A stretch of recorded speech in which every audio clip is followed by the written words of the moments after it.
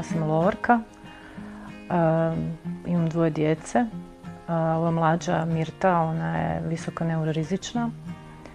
Radi nje smo odlučili prije 2 godine krenuti sa Carnomedom. I na tom pregledu ona je dobila neku kombinaciju karnozina i kolostruma.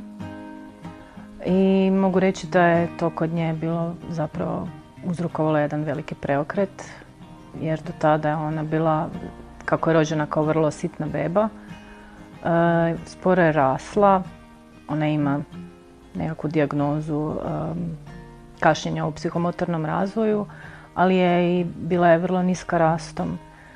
I zapravo i taj kognitivni razvoj je bio usporen. Međutim, sa karnozinom su se stvari počele mijenjati, već unutar nekako 2 tjedna smo mi vidjeli velike pomake. Ono što mogu vidjeti kod nje je zapravo bio kontinuiran nekakav napredak. Ono što je nama kao roditeljima bitno je da je dijete zapravo cijelo vrijeme išlo naprijed, nikada nije stagnirala i velika zapravo stvar, ja mislim da se može pripisati i karnozinu. Ono što nas je iznenadilo, znači ona kao beba je imala dosta učestale stolice, što zapravo kroz te neke silne pretrage što smo mi radili nije se zapravo ustanovilo radi čega. To je se recimo odmah reguliralo i ona je zapravo počela dobivati na težini, što je mjesecima je ona stajala između 7 i 8 kila, dijete je odjednom u mjesec dana je dobila valjda kilu, što je kod nje bilo veliki bum. Nedavno je bila sa suprugom na vježbama i sreli su terapeuticu koja je radila s njom fizikalnu terapiju i nije ju vidjela možda 1 godinu dana i jako se iznenadila koliko je napredovala, kako je narasla, kako je skroz drugačija, bistra je, posluša, napravi, želi se pokazati, stvarno bila je iznenađena koliko je Mirta zapravo napredovala u tom nekom periodu što ona nije vidjela. Uz te sve neke vježbe koje mi radimo, danas je mogu reći da ona u principu kognitivno je dosegla svoje vršnjake, ona sad ima 3,5 godine.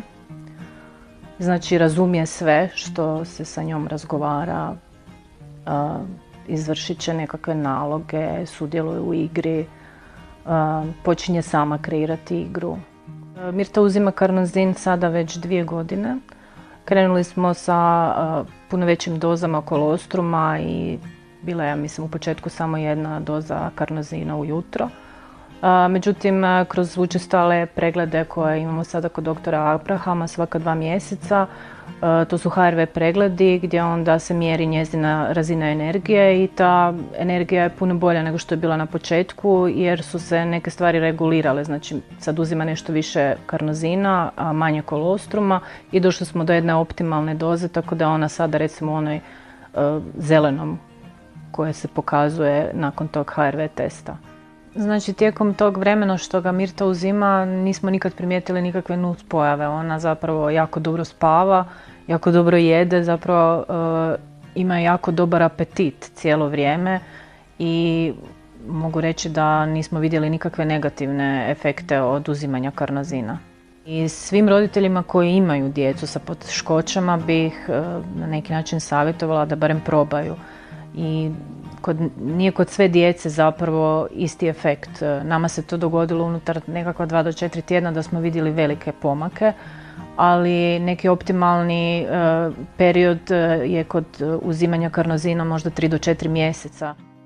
Tako da mislim da je zapravo karnozin velikim dijelom utjecao na to što se ona ipak uspjela izvući iz nekakvih tih situacija.